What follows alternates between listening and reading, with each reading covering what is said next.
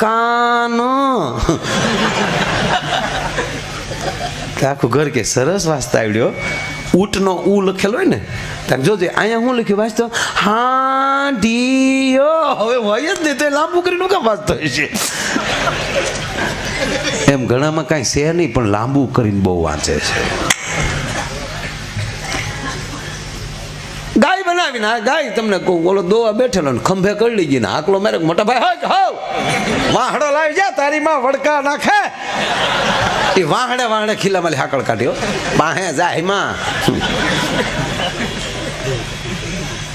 એમણે આમ ગા ઉપાડી આશ્રમમાં અડધીક રાજ્ય પોગે ને કીધું હાલજો બાપુ તો હું છું ઉપાડ લીધો બાપુ.